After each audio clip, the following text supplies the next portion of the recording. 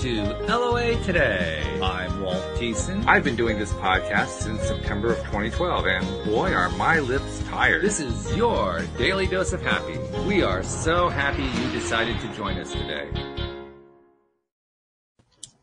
Jody Lynn is off today. She'll be back next week, and we'll be looking forward to having her back joining us here on the show. But we're not bereft of someone to talk to. We actually have somebody really cool to talk to today. Her name is Carrie Schmidt. And I got to tell you, this woman gets manifesting. Now, there's a very specific reason why I say that. Why I say that is when I went to look at her website, she has an about page like everybody does on the about page. And front and center, about halfway down the page, it says, Oprah Winfrey, my dream is to be interviewed by you, just like you interviewed Gabrielle Bernstein, Dr. Wayne Dyer, Marianne Williamson, and many other transformational leaders. I want to be a part of that list. I will be on that list. I can, I will, I am. This or something even greater still. Now, there's somebody who gets manifesting. Carrie, welcome to the program. Thank you so much, Walt. And I'm happy to be here. And I'm happy. I am so happy and grateful for this opportunity to reach, teach, and transform people's lives just through channels like this. So thank you for having me on your show. And My one pleasure. more thing. I can, I will, I am. I can be interviewed by Oprah Winfrey. I will be interviewed by Oprah Winfrey, and I am going to be interviewed by Oprah Winfrey. And particularly, I would love to do it in her, garden in Maui. I get really excited about this stuff. There you go. Well, you're getting specific, right? You're creating the image in detail, and you're getting excited about it. That's right. You got to create it and be very specific. Clarity is power, you guys. It reminds me of, what's his name? Neville Goddard. Goddard. Yeah, couldn't remember his last name. How could I forget the name Goddard? Neville Goddard. When he talks about assume the feeling of the wish fulfilled. That's precisely what you're doing there. You're assuming the feeling of the wish fulfilled. It's the law of resonance. Resonance is everything. And I think people understand the law of attraction and the secret. You know, they think, oh, I'm going to do a vision board. And which is great. It is. You have to. Yeah. You have to vision. You have to determine in your own mind what it is you want. But then what they leave out is the law of resonance. You have to vibrate at the energy, the frequency of the dream being fulfilled. So if I want to be interviewed by Oprah Winfrey, then I need to start doing interviews like this one with Walt and all the other people, so that one day, and I know one day, somebody's going to see me and they're going to say, Oprah, this girl keeps saying that she's going to be interviewed by you. You might want to check her out. Hi, Oprah. I'm Carrie Schmidt, and I'm so happy and grateful. That is fabulous. I love it. And it's the right attitude. Absolutely. In fact, the other thing that's really important, and we don't talk about this a lot lately. We have in the past. I mean, we've done like over 1,700 episodes. So after a while, they kind of blur together. But when you're doing this stuff, it's important to not just get into the space. It's also important to stay there. Yeah. We have a tendency as human beings to kind of, contradict ourselves. Mm-hmm. We don't realize it, of course, right? But we do. And we do it every time. Well, there's the direct way. Well, I'll never get on Oprah. That's the more direct way. And that's the obvious one. But the less obvious ones are like, oh God, the kids just gave me a problem again. Or, oh, I can't believe what my boss just did. Or, my spouse just gave me a hard time. I have too much work. But all those stuff, all those things that we just, and I do it. I mean, I'm not saying that I'm not guilty of this. I do this. Me too. But so that's the real challenge, right? I say all the time, I coach myself on a daily basis. I coach myself more than I coach my clients, because I have to be in that space to help other people get to that place, right? But it's not always easy. I was just at the gym with my son and my mom before this episode, and I was listening to a podcast, and this lady was talking about the humanness. Okay. So the humanness is, in my opinion, it's the egoic lens. It's the, worry, fear, doubt, all of those things, self-doubt, right? So we self-doubt ourselves all the time. Yes. And that's our humanness. Everybody goes through these feelings. But she said, you have two hands. One hand is your humanness and your other hand is your divinity. And the power of prayer is when you put the two hands together and you you use prayer or meditation or whatever it is that you brings you into that space where you can find clarity and you can kind of quiet the outside world. And what I say is connect to your power, because your power is in here. And when you do that, your vibration rises. That's how you raise it up. That's right. Raise the roof. Whoop, whoop. I love it. I love it. Now, of course, just because we do something like that doesn't mean that the daily challenges stop, right? They continue. So this is something we have to be, you describe yourself as somebody who coaches herself every day. I think what you're referring to is you have to kind of do check-ins. You have to check on yourself and see how you're doing and give yourself a little pep talk where needed and, change the scenery if needed, or, take a walk or do whatever it takes to shift whatever's going on at that particular time. I'm full of truth because my book is about uncover the truth behind the screen and connect to your power, passion, and purpose. So I'll be honest, this morning I cried on my son's shoulder, crying because I said, sometimes it just feels like I give and give and give. And, and then my best friend came over at lunch to even cheer me up. We need people to be there to help us because the humanness will get to you. I don't care who you are. It does get to you. So, I said, I feel like I give, and give and give, and I'm an empath too. So energetically, then I'm empty. So this morning I felt empty and I was like, I feel like I just want to give up. I want to run away. It's hard, but we all go through those things. And that's why I share the truth behind the screen, because I think that we all need to talk about the things that make us vulnerable, the things that make us sad or depressed or anxious, so that we can realize, guys, we're all connected. I mean, we're all the same energetically, speaking. We are energetic beings or spiritual beings having a human experience. Yes. So we have, and that's, I think, what seeking light and love and transformation is, realizing how to navigate the duality of the universe, the positive and the negative, the yin and the yang, the flow of life. It's a flow. And so when you get down on yourself, you doubt yourself, you worry about the future, or you're stuck in the past, what you can do is breathe into this present moment. Take a deep breath and breathe in and become an observer of yourself. Become an observer of your way of thinking and feeling without engaging.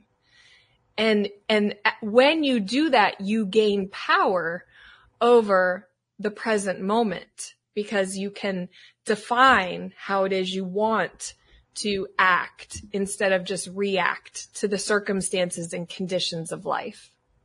And I love how you alluded directly, actually. You said it specifically. You talked about how we all are human. We all have these human experiences. We all deal with them. I had one just yesterday. My wife is retired. I'm not quite there yet. She started a gardening service and maintenance business many years ago, and I'm still running it for her, and we got a whole crew doing the work, which is a good thing because you don't want me in your garden, but that's another story. But the point is, it was kind of getting hectic, and there's been a lot going on. The inflation has, affected the amount of business. We've got 2 people down with COVID. I mean, it's just, it's one thing after another. Yep. And yesterday it all just, it kind of overwhelmed me. And my wife was outside, sitting outside on the lawn, enjoying herself. And so I just went out there and I sat down on the lawn at her feet and I said, can we just throw everything in the trash and go to Hawaii? I just can't take this anymore. But my point is, she was there to talk to. And right. That's key. Having somebody to reach out to. That's why social connection is so important. Having somebody to talk to help you through moments like that. That's one of my go-tos for how do I climb out long enough to I can get to the point where I can do that meditation, where I can start raising the vibration. Because sometimes you just have to address that thing, whatever that thing is, before you can move past it. Yeah, and sometimes you just have to cry. I mean, it's energy. Everything is energy. So when you see Jeffrey's comment, by the way, Jeffrey in the live stream, he said, "Elders crying on the shoulders of the young is beautiful. A reciprocity of energy as he cried on yours as a child." Aw, that's Isn't that nice? Cool. Thank you. I even said, I shouldn't be crying to you. I'm not being a good parent. And he's so perfect. My son's 15, by the way, and I've raised him on my own since he was born. So we have this like unbreakable connection. It's incredible. Nice. And he even said, Mom, God put me here to be there for you. Ooh, wow. I love you, Kason. Oof, that's a great son right there. That is fabulous. Yeah.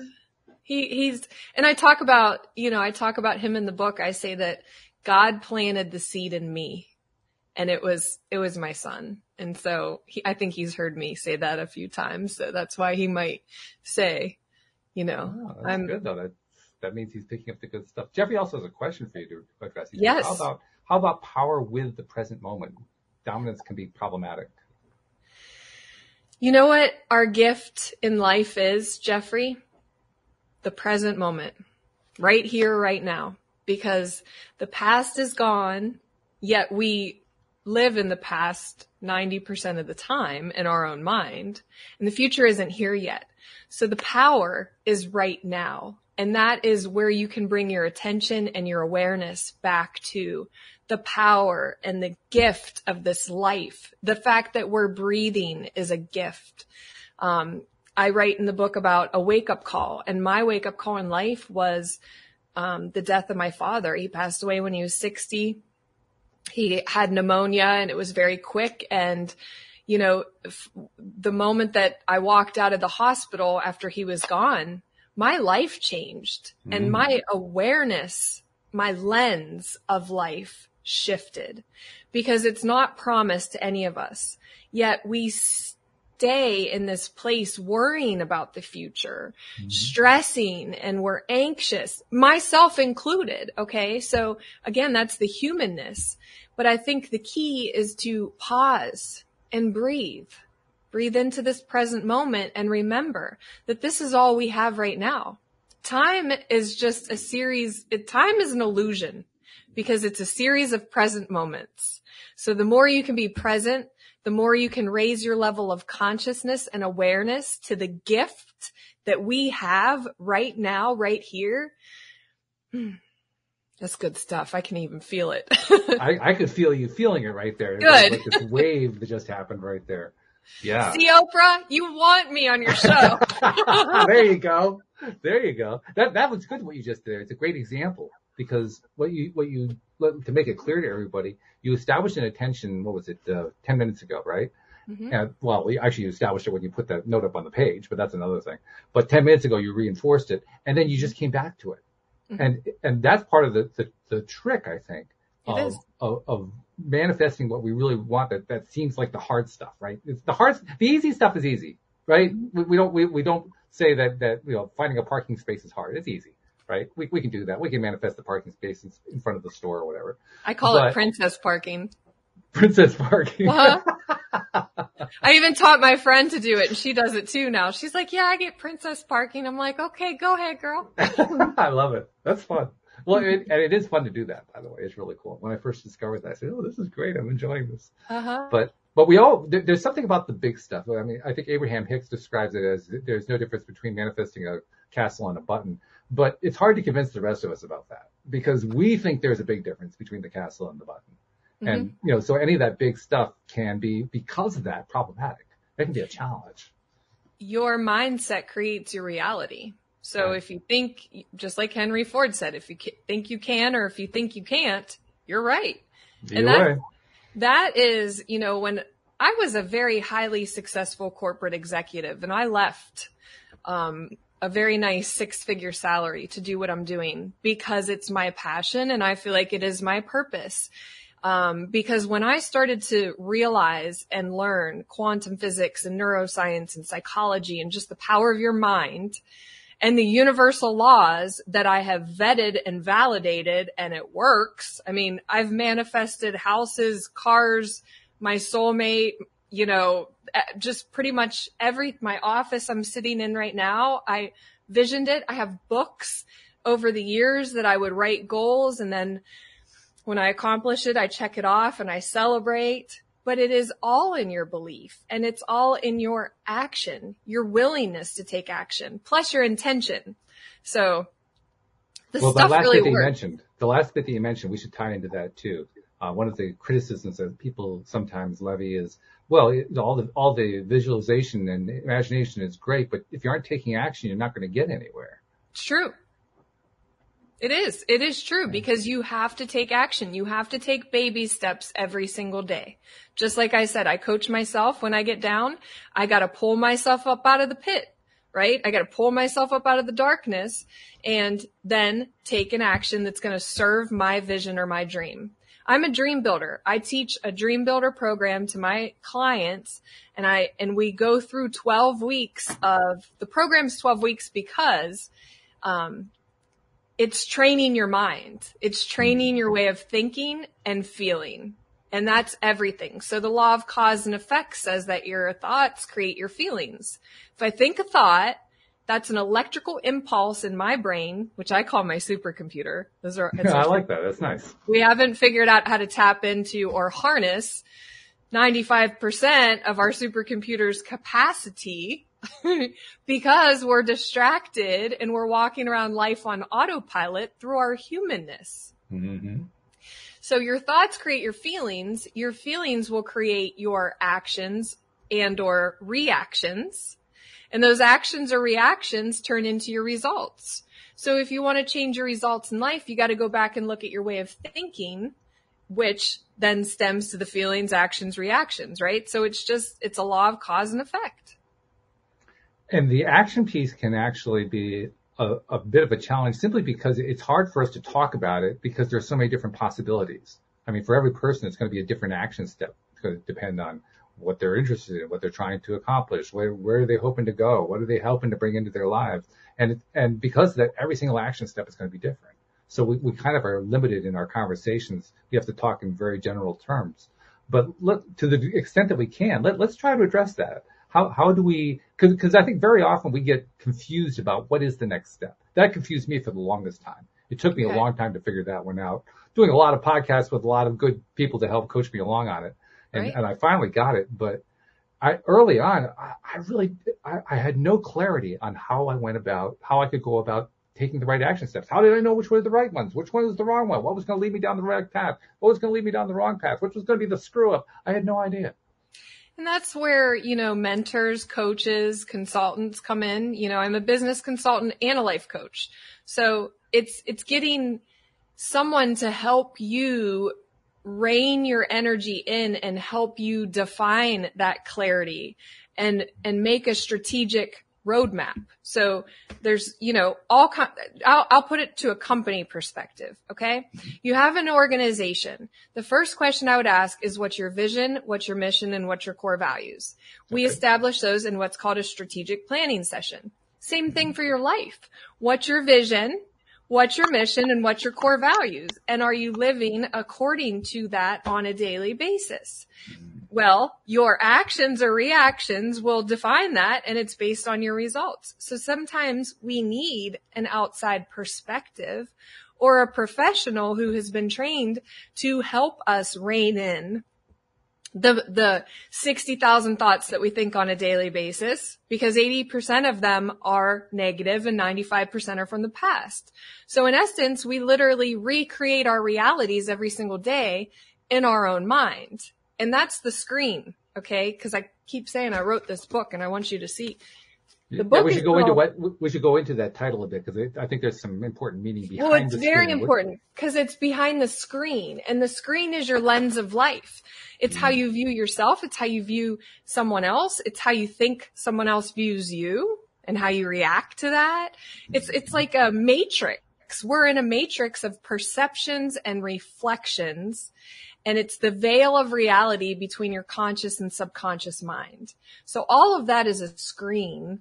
And sometimes our screens are foggy. Sometimes they're dirty.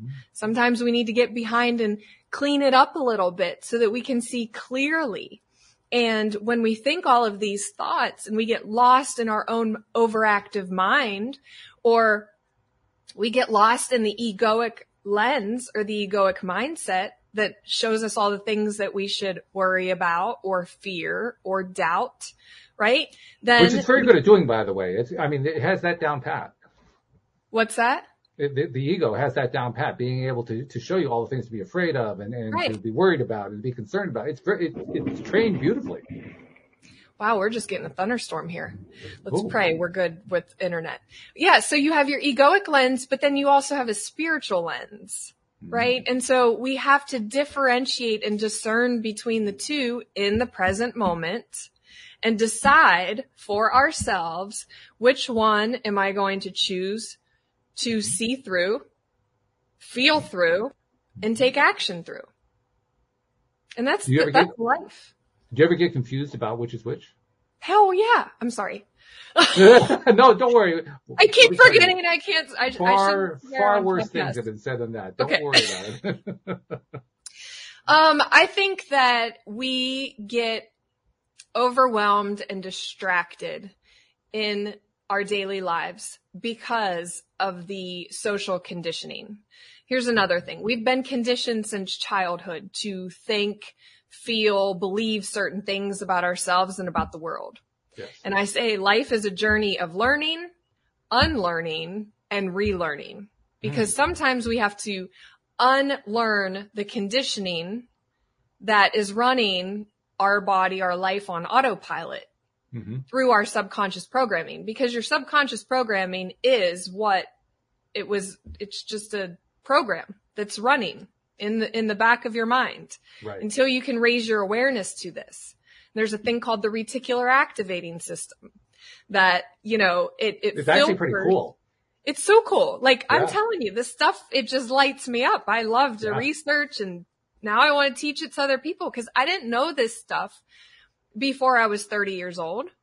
No one taught me this in school. That's why it's my... Oh, no. Yeah. This is never going to be on the curriculum in high school or college. It's not going to be there. But that RAS is amazing. I mean, it's actually vital to our lives. Without it, we would probably be insane because there's just so much data coming in through our senses and it has to be filtered. If it isn't filtered, well, actually, I have two of my co-hosts are on the autism spectrum, and they both confirm that's kind of what it's like to have autism, that the filtering isn't as strong. And so you're being overwhelmed by the data that's coming in. Although there's an interesting thing about the RAS. I don't know if you knew this. The RAS filters 4 out of 5 senses. It doesn't filter all 5.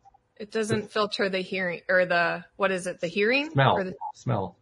The sense of smell goes directly through. So that's why, for instance, aromatherapy is so effective. It just bypasses everything, which is kind of I never knew that. That's so cool. Yeah, it's pretty weird, isn't it? Yeah, but yeah, that RES is just an amazing thing, and the fact that it's programmable is, I think that because when I first heard about it, it was actually a little bit intimidating. Like, oh, well, no wonder everything's going wrong. It's all going through the wrong filters. What do I do about it?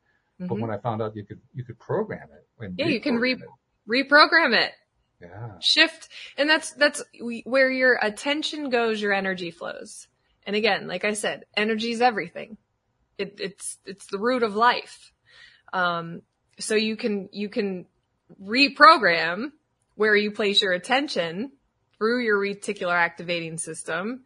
Tell it what you want to filter in, right? Because there's certain people that are stuck in this negative mindset. Maybe they watch the news every day. Sure. That'll do it. I don't watch the news. Politics, a lot of entertainment. There's a whole bunch of stuff that'll just get you locked into all this stuff. Yeah. And that's where your attention's going. So you're going to see that more in your life because your reticular activating system is focused on that. Okay. I'm focused on the fearful news. All right. Well, then everything else throughout my day is going to come through that lens, that screen. Shift your perspective. Don't watch the news. I don't. I don't. It's actually the best, right? Isn't it the best decision in the world? Like every once in a while, I don't know if you do this. Every once in a while, like every couple, 3 months, I'll just take a quick look at Google News and I'll say, "Yep, hasn't changed," and I'm done. Yep. Yes. Same story. If there's something really important to know, you find out. My friends will tell me, and I'll find out. But otherwise, there was actually an exception to that before the internet. With the internet, I don't think this would ever happen. But before the internet, I was also at one particular period of time, late 80s, early 90s, I did an anti-news thing. I just stayed off news. I didn't know about the fall of the Berlin Wall until a year later. That's I did eventually find out. Now, with the internet, social media, I would have found out a whole lot quicker. But yeah, that actually did happen. Interesting. Yeah. Something else too that came up as you were talking there. When we're talking about the reprogramming, we're also tying it into the intentionality, how we set our intentions. We were talking earlier about revisiting, building the scene, revisiting it over and over again. Well, that's RAS programming. Mm-hmm. It's other stuff too. It's vibrational development as well, but it's a reprogramming activity for the RAS. So it has a very practical daily application. It's not just the airy fairy woo woo stuff. It's real. It plays a real role in our lives. Yeah, and it connects to your vagus nerve, and our heart has over 40,000 sensory neurites, which are like neurons. So literally you have a brain in your heart and you also have one in your gut. Yeah. Did you know that? There's neurons in your gut too. So it's almost like we have this incredible, like our system is incredible, what it does. And it's almost like one great big brain, really. And it's brain and body and all in one thing, but it's quite a connection. Yeah. That's why, understanding the chakra system and the energy meridians in your body and understanding how you can tap into these very powerful sources to live a better life, live a more healthy life, live a happier life. It's incredible. It can actually get confusing in terms of, well, where do I begin? Because we get all this really cool data, all these interesting theories and modalities and so forth. And some of them are harder to validate in our own lives than others are, but you get enough of them, you begin to realize, okay, there's a lot of stuff going on here. And then we can get into that overwhelming place. Like, where do I start? Yeah. Like I've been in this rut for so long, I don't even know where to begin. Where do I begin? What if you get somebody asking that, how do you answer them? You go within because your intuition and your, brain that's here and here, the whole brain, the whole sensory system. I believe that if you go within and listen to the still small voice, the tiny whisper, the intuition, your connection to infinite intelligence will give you an idea. It is our willingness to listen to that still small voice, that intuition, that idea, that hunch, that gut feeling. Listen to it. And that's the step you take because it's different for everybody. It is.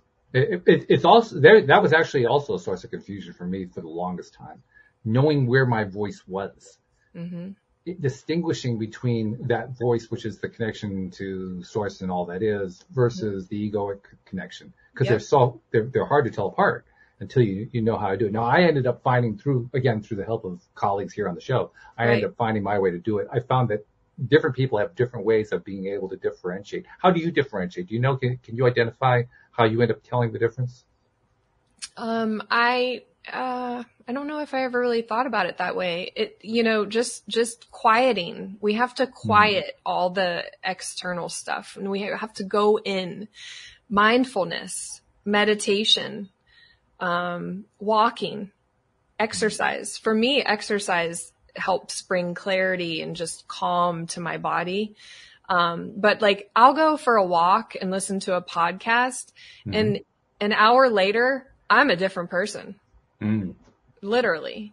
But I do believe you just have to quiet everything else. And it's so hard for people. Some people can't do it, but try. Even if I can do 2 minutes a day and then build the muscle to 3 minutes or 4 minutes or 5 and build it up to just shut out all of the external noise, the surface level stuff and go in and just be there. And just don't engage in your way of thinking or feeling. Just try to observe, be an observer of yourself. And when you can do that, you can connect to your higher self. Your ego is the self of the conditioning, right? What we've been conditioned, I believe, to see or believe in terms of illusions in our world. Fear, doubt, and worry are illusions of our own mind. Sure. The truth is right now in this present moment. And the truth is you have the power and you're equipped with everything. But when we're stuck in a program, when we're stuck in fear, worry, sadness, depression, anxiety, when we're stuck in those places, our body, our mind, body, and soul are out of alignment. And if you think about nature, everything in nature, it's harmony. It's balanced, right? And even when nature's out of balance, that's when we have storms and different stuff. For me, because I'm a very logical person, understanding energy, vibration, and frequency, and that everything's energy and it's electromagnetic, everything is electromagnetic. And we're learning this now through quantum physics and quantum mechanics and just understanding that everything's vibrating to a subatomic particle perspective. The observer effect, your consciousness, your attention, when you observe something in your mind, it's before your observance, it's a wave of probability. That's what's out here. It's waves of probability until I think a consciousness observes it, pays attention to it, gives it energy, and it collapses that wave of probability into a particle of creation, which makes our physical reality. Everything else is just infinite. We're in an infinitely expanding universe.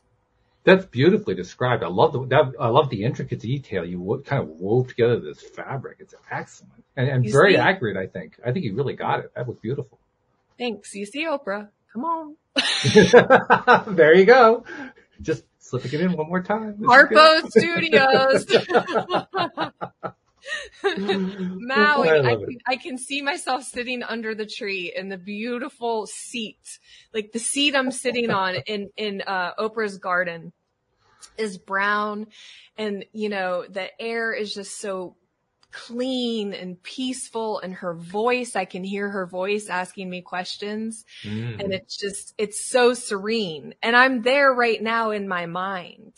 I'm there in the energy right now. And that is how you attract. That's the law of attraction coupled with the law of resonance of the energy, the vibration, and the frequency. So we're going to get there, Walt. I know it. I love it. That is fabulous. I also wanted to share with you when I finally was able to identify for myself, how do I differentiate between that spiritual source connection and the egoic connection? How could I tell the ideas apart? I finally realized two things, because I got a lot of different advice from a lot of different people. I love different perspectives. They're wonderful. Right.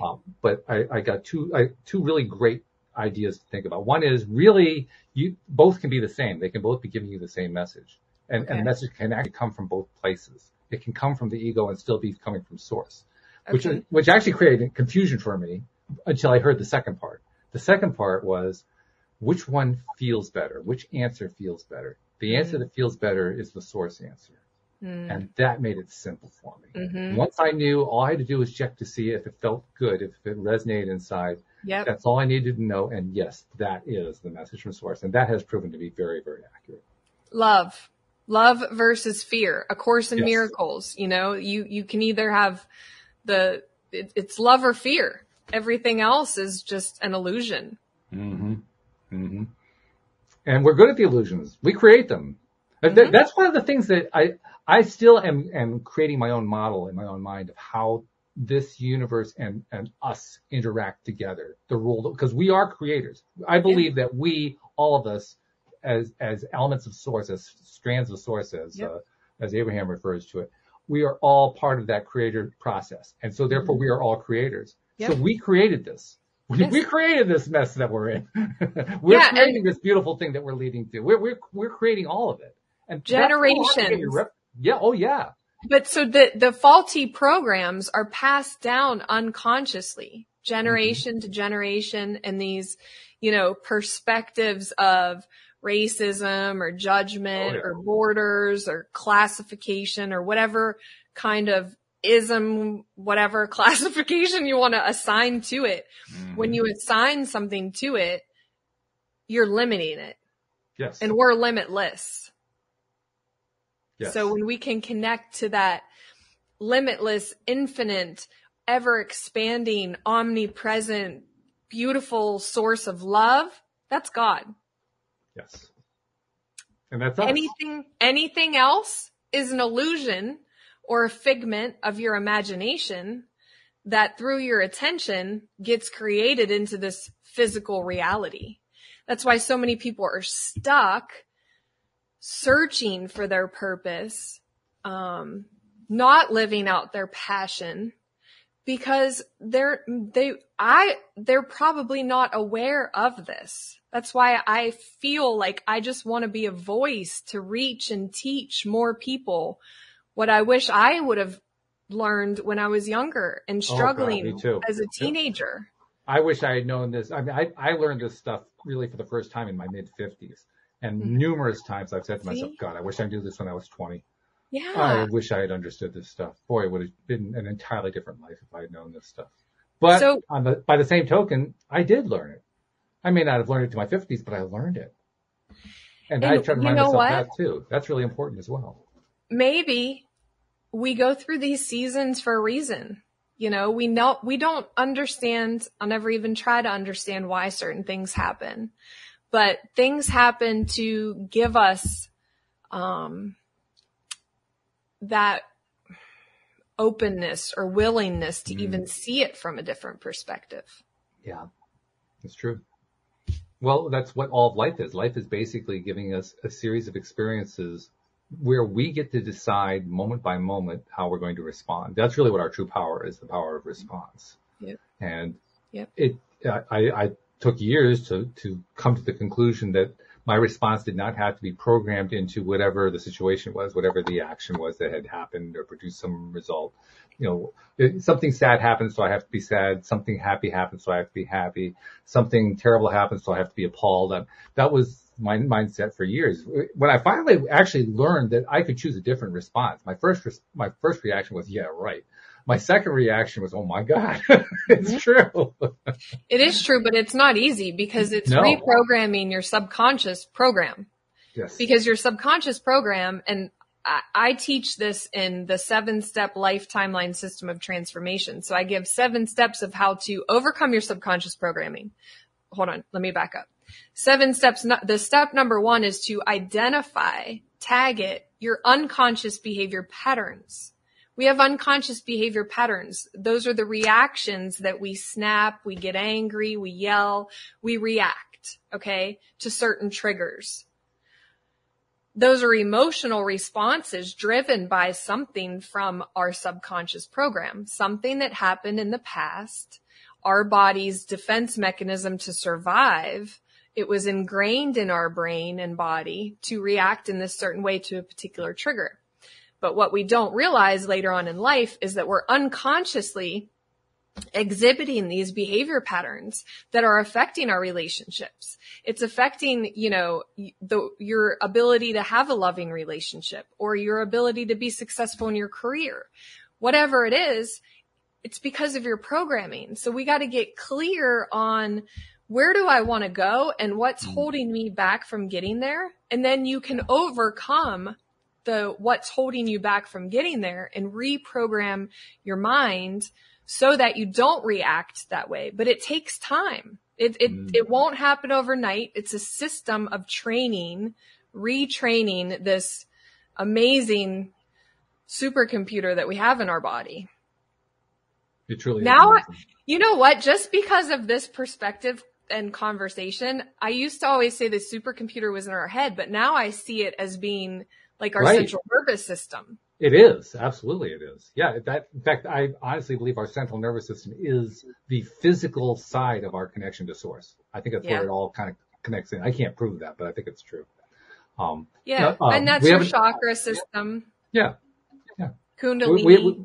We have a number of people who are listening live stream. Jeffrey is actually doing a lot of posting, and he has a question that he wants you to address. He says, can you speak to the phrase, guilt and shame is where the work is? Is worth what? Where the work is. Yeah, for sure. Guilt and shame are all egoic perspectives. And I would say they are energetic emotions.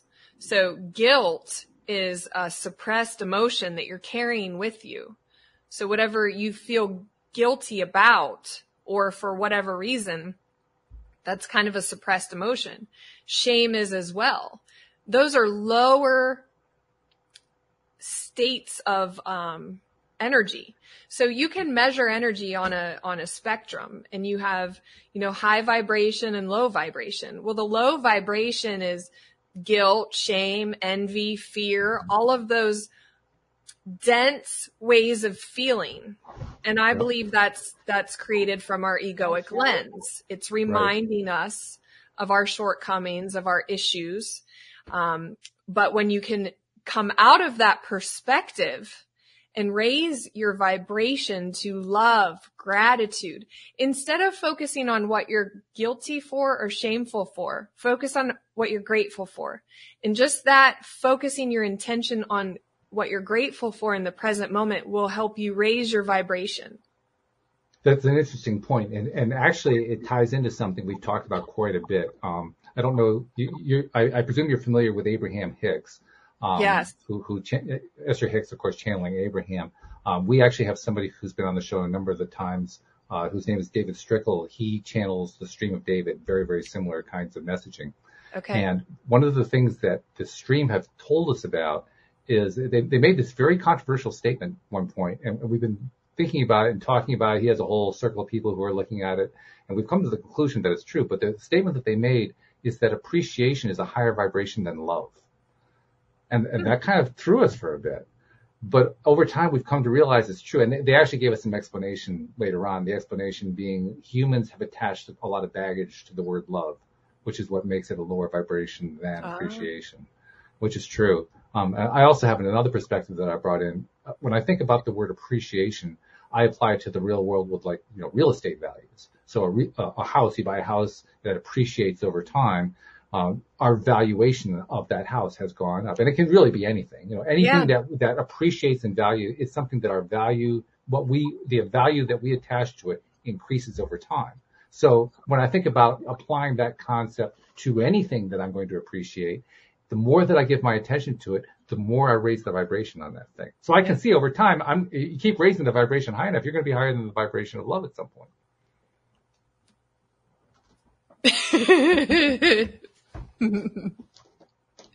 That's very interesting perspective, for sure. Well, I'm still working on it, to be honest, but that's how far I've gotten so far. Yeah. But I do think gratitude, appreciation, however you want to look at it, I tend to think appreciation is a little bit higher vibration, but whichever, it's an amazing tool, because what I do know is that any time in my own life where I have applied it, particularly in situations where I'm not feeling good, I'm not happy about what's going on, something kind of gotten under my skin, if I can find something to appreciate about that X that I'm not liking, and it can take some time, it can take some distance. Sometimes I have to take a little mental journey, 5 million miles out, and look at it from that perspective. But if I do that, the whole thing not only changes in my mind, but it changes in my experience. Yeah. It shifts energetically. It shifts the energy. Yeah. And that's what it is. When you realize that everything's energy and you can actually shift it. But it's not easy, and it takes practice, and it takes consistent practice. I think we're all, searching for that perfection, but there's never going to be perfection. It's just the power of this moment in time is perfect. That's something I've been leaving behind. I was very much a perfectionist for years, and I've been working diligently to leave it behind. I think I pretty much have left it behind. I'm no longer concerned about whether I'm doing something perfectly. I'm concerned about, am I doing it better than I was? Mm-hmm. But aiming for perfection, it's actually gotten to the point now where it seems ludicrous. Mm-hmm. The idea of trying to be perfect is like, yeah, okay, well, have fun with that. I'm done with that. I've been there. I've done that. I got the t-shirt. I don't really want to go there anymore. It's not a fun place to be. I'm much more enjoying the place of imperfection. I think it's much more fun. I think it's more enjoyment, more to get out of it.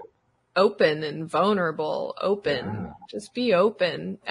Perfection is to whose standard anyway? Yeah, right. Who decides? I mean, is there a judge somewhere? Well, this is what's perfect. That's what's imperfect. Well, if you watch TV, you'll find a whole bunch of them. Well, I suppose that's true. Yeah. The interesting part is how often other people say, well, no, that's not right.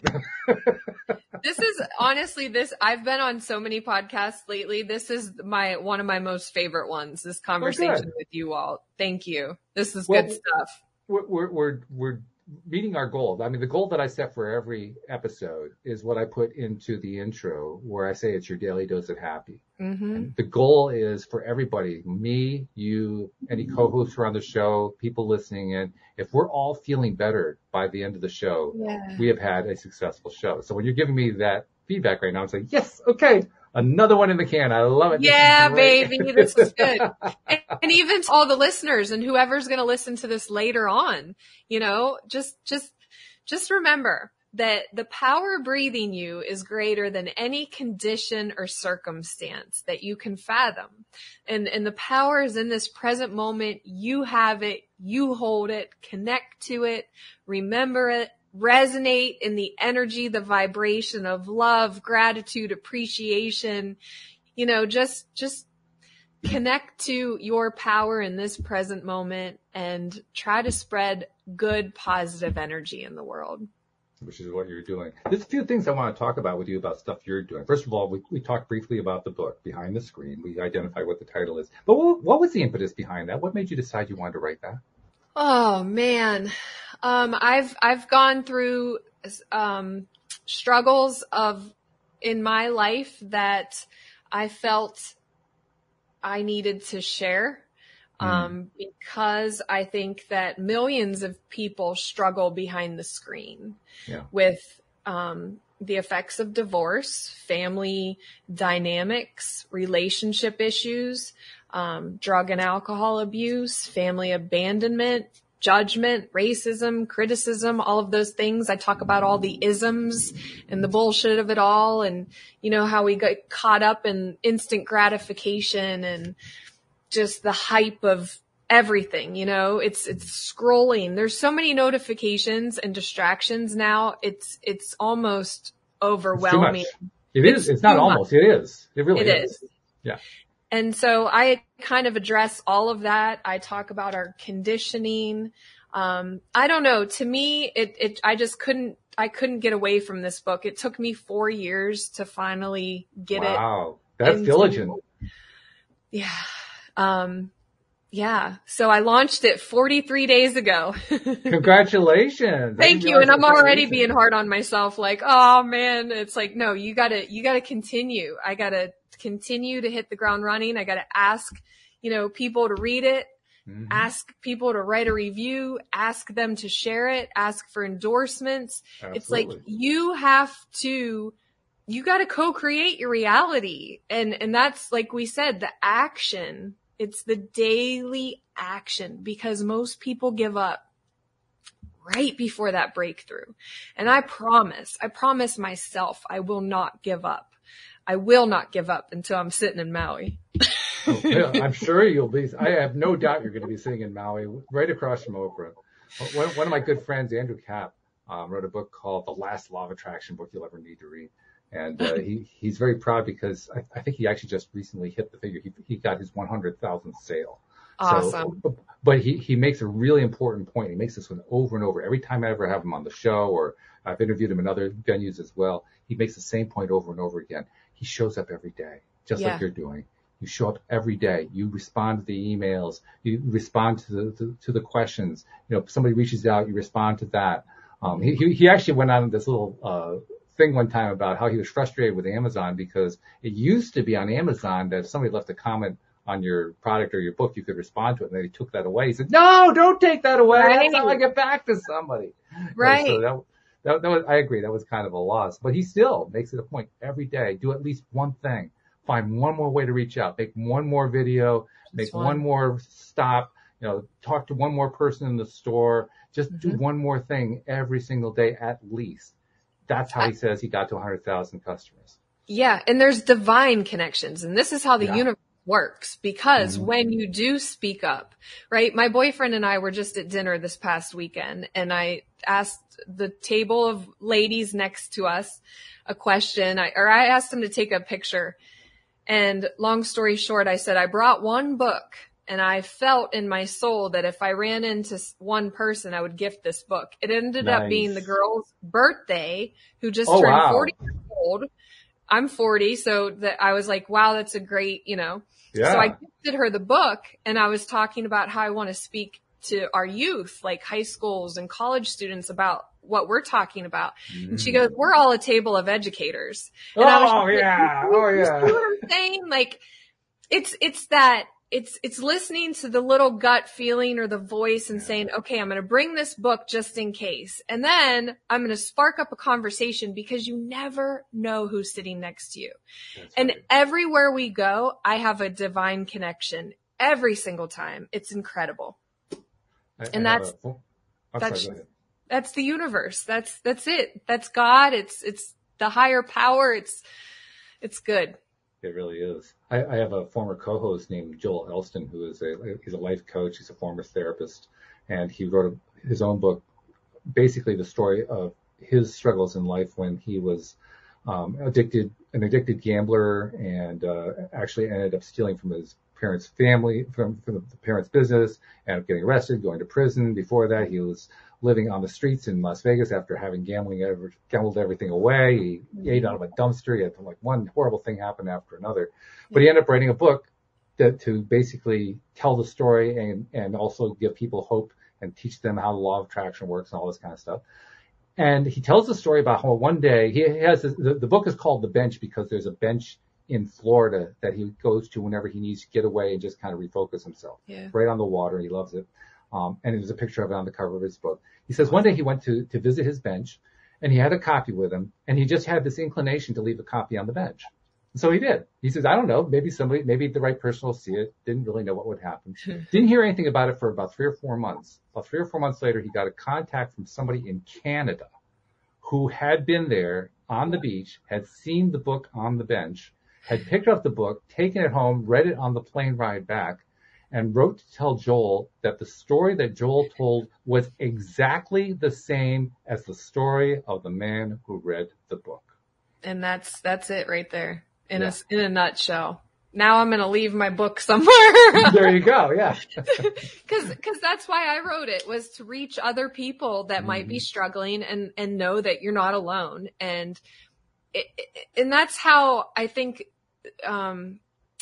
the divine works, is through other people, through these, just little ways of connecting that you could never fathom beyond our human mind. And that's exactly how it works. And it's incredible. Because we can't even see most of it most of the time. I mean, right. In order to see that, you would have had to have like a camera fastened on that bench, following everybody who came by until one guy came down, sat, picked it up. That's the kind of omniscience you would have had to have just to get to that point. So there's just too much for us to even track. It's impossible. Thank God that the guy even reached back out to him to let him know that him leaving that book had an impact on him, and it was the message that he needed at that right time. Yeah, exactly. Wow. Yeah, that plays out a lot. Well, plus there's also another side to the Joel Elson story. I love talking about Joel. He's a great guy. One of the things that he did that it kind of happened by accident, and talk about, how we don't really know all the stuff that's going on in the background. He eventually overcame his gambling addiction. He ended up doing something that most people thought was impossible. He ended up successfully opening not one, but 2 different clinics specifically for gambling addicts. The reason they thought that was impossible is that gambling addicts don't have any money because they gambled it all away, so they can't afford treatment. So everybody said, well, there's no way that you can't pay for something like that. Well, he managed to figure out ways to do it twice, not just once. Good for him. But what came after that was even more remarkable, because he ended up creating his own practice shortly after those 2 creations. And in his practice, he started getting contacts. He lives in Virginia. He started getting contacts from the Richmond, Virginia area from social workers, people who work for the state and so forth, who had cases of young boys who were stuck in the foster care system. Mm-hmm. And these are the ones that they couldn't help. They couldn't figure out a way to break through to these guys. Mm-hmm. And so they started reaching out to Joel. They said, well, we've heard you can do something, even though your ideas are crazy. We'll give you a shot at it, so take a shot at these guys. So he would sit down with these kids and he would just explain to them how the law of attraction works and explain that, their lives are in their hands and so forth, and got these phenomenal transitions in their lives. But what was even more phenomenal, almost all the boys that he got, they were always boys. The boys that he got were the ones that were considered unadoptable.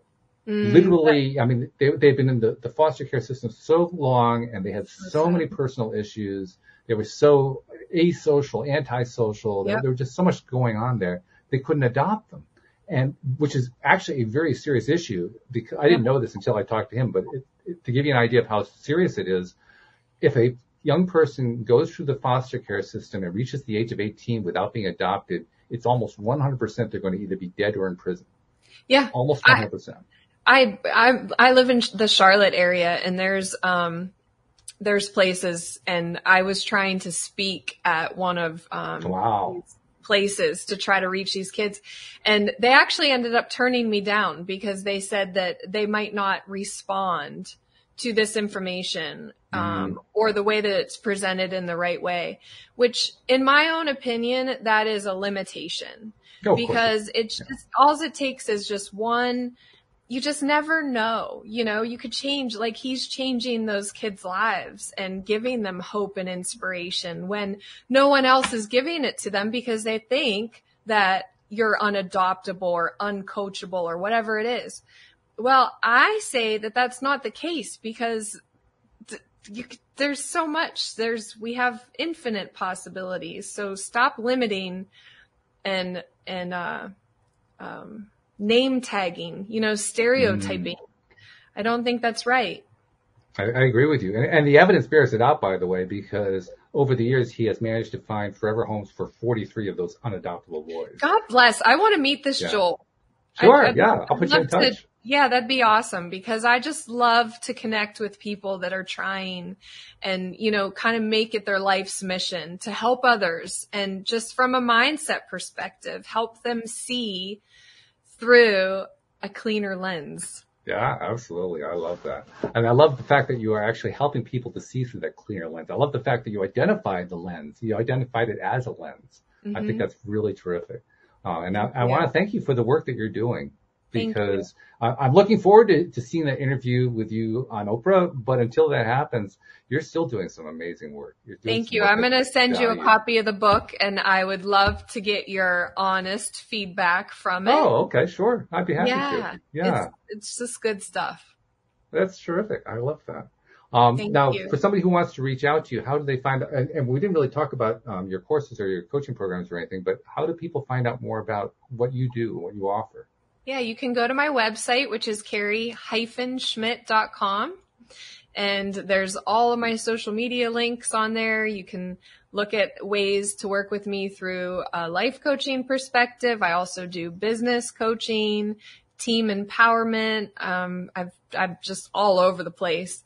But you can also get the book on Amazon. So if you just go Behind the Screen by Carrie Schmidt, it's available on Amazon. If you do get it, please leave me a review. Those reviews help me reach other people who need to read and need to hear the stories, because they're real, raw, and uncut. The best ones are. The best ones definitely are. Every single time. Yeah, and there's a bonus journal in the back. It's called the Life Timeline Journal that uses my system of transformation. So you can take notes, you can go through the system, which I use in my own personal stories to teach people how they can overcome their subconscious programming. And so the journal, and then I also offer a supplemental coaching program to go deeper into the 7-step system. And it's called Master Your Mindset and Heal Your Soul. And I just think so many people, struggle with, self-love, self-confidence, the self-doubt, the overactive mind. And so it's kind of like, can you look in a mirror for yourself for 3 minutes and come back and just see all the goodness of yourself. Well, we can see the goodness of Carrie Schmidt, I can tell you that. So thank you for telling us about how to connect to our power, our passion, our purpose. We really appreciate that so much. And thank you for doing the work that you continue to do. We appreciate that as well. Same to you, Walt. This is incredible. I'm going to start watching your show more often because I love what you're doing. So thank you. Another listener. I love this. This is great. Thank you very much to our podcast listeners too. Hey, without you guys, we wouldn't have a podcast, and you make it all so worthwhile. We'll see you all next time here on LOA Today. Goodbye, everybody. Bye.